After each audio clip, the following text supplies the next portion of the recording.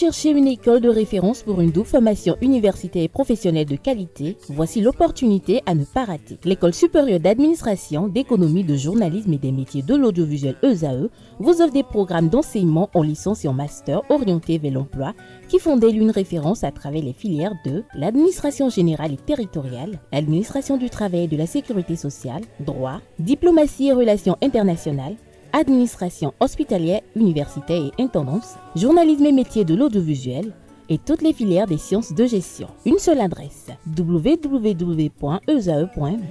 Rendez-vous dès maintenant sur nos campus ESAE Bedjromende au numéro 90 93 65 21 ou au numéro 98 98 14 00. Parakou sur le numéro 52 46 12 12. Aboumé-Calavi au numéro 52 88 44 44. Akpata au numéro 52 88 33 33. ESAE, l'excellence a un nom.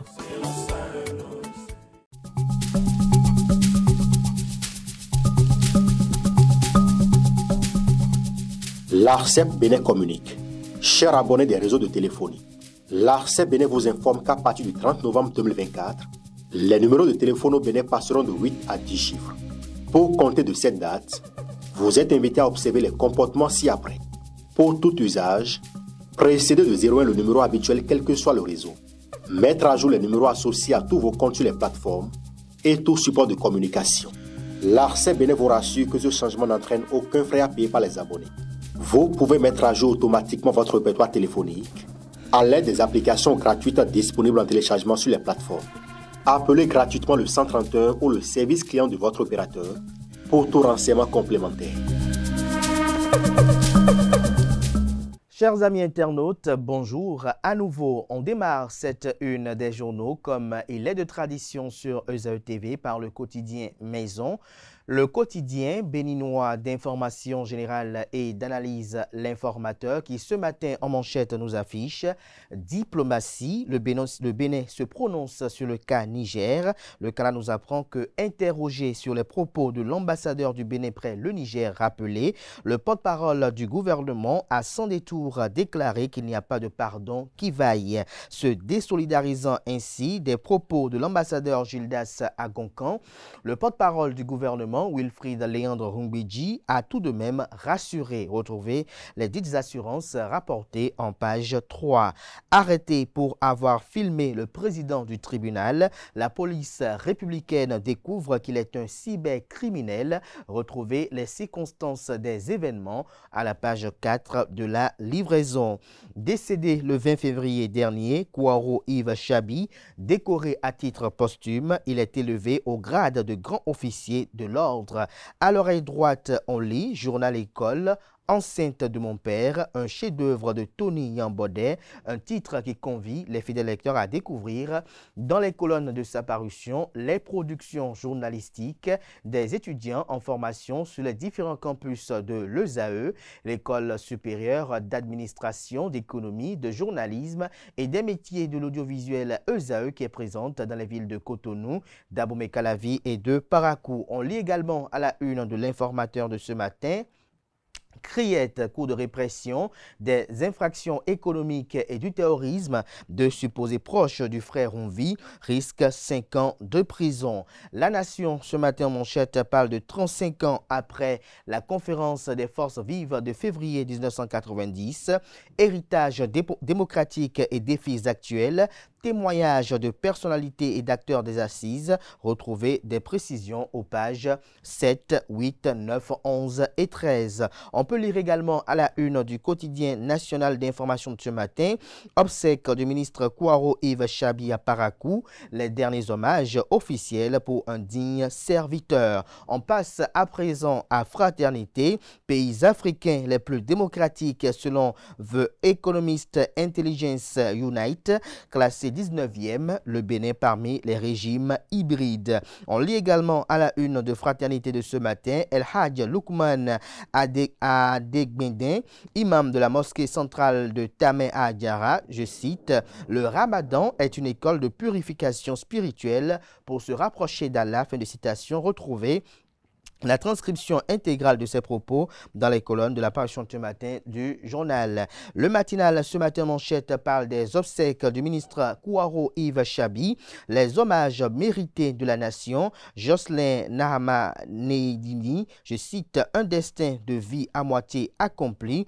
Retrouvez des détails sur les hommages rendus à l'illustre disparu aux pages 6 et 7. On lit le quotidien Matin Libre qui titre ce matin manchette après l'audit du fichier électoral, code électoral, pourquoi Patrice Talon doit aussi faire preuve de bonne foi. Retrouvez l'article du Canard qui fait preuve des fondements de ce titre en manchette à la page 3 de sa livraison. On peut lire également à la une de Matin Libre de ce matin. Bénin, choix seul Africa Summit, porté au Bénin, fier d'avoir contribué au succès. On lit à présent le Béninois libéré, supposée sommation d'exclusion aux menaces de destruction d'un grand bâtiment à Ganri. Le communiqué de démenti de Myosotis Résidence Hôtel et Spa est à retrouver dans les colonnes de la parution de ce matin du journal. On peut lire également en manchette de Le Béninois libéré de ce matin. Georgia Merci, panafricanisme idiot et jalousie maladive contre une étoile rayonnante. Quand la bêtise s'attaque à la nouvelle ambassadrice Ayola Arwamenou.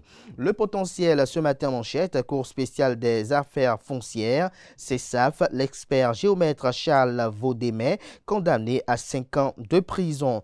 Accident de circulation à Pobet, 2 camions chargés d'essence en flammes, le bitumage abîmé, le bitume autant pour moi abîmé, l'article qui vous renseigne est à lire à la page 2. L'événement précis à présent, appréciation par l'ancien Premier ministre des actions engagées sous la rupture, Lionel Zinsou acclame la gouvernance Talon.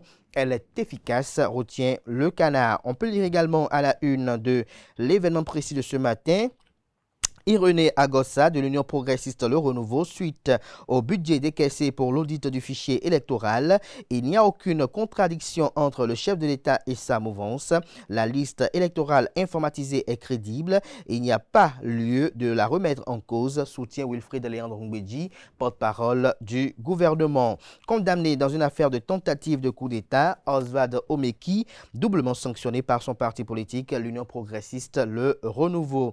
Le premier quotidien économique du Bénin, l'économiste titre ce matin en manchette développement durable. C'est Béninois de la diaspora qui honore le Bénin. Retrouvez des précisions à la page 3. Le matin à présent, tension entre le Bénin et le Niger. Le gouvernement recadre les déclarations de l'ambassadeur Gildas Agoncan. On lit à présent Gaskiani Info, conférence nationale des forces vives de la nation, un héritage en suspense, titre le confrère. La guérite à présent.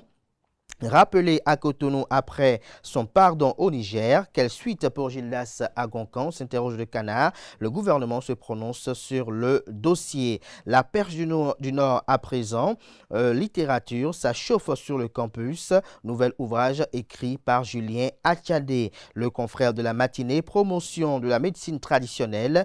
Kolokbevi Aziadomé, chercheur infatigable et praticien visionnaire. Des détails sur le titre du Canard dans les colonnes de sa livraison. L'emblème du jour ce matin, mobilisation politique et culturelle exceptionnelle à l'édition 2025 de Komolou-Houé, Joseph Diagbenou et l'Union progressiste Le Renouveau en soutien à Louis Gbéounou-Vlavonou, président de l'Assemblée nationale du Bénin. Le quotidien L'Observateur ce matin à sa une, soutien aux candidats aux examens nationaux. Philippe Rossou offre des travaux dirigés gratuits aux élèves de Tori Bossito. Le pays émergent ce matin. Sans rémunération depuis plusieurs mois et travaillant dans des conditions précaires, les femmes balayeuses de la ville de Lokossa se plaignent à l'honorable Dakpe Sossou, très sensible à leurs préoccupations. L'élu Union progressiste Le Renouveau de la 18e circonscription électorale s'engage à soumettre cette question à qui de droit afin que l'entreprise responsable soit rapidement rappelée à l'ordre. Le Télégramme ce matin manchette, propos tenus par l'ambassadeur Gildas Agoncan au Niger.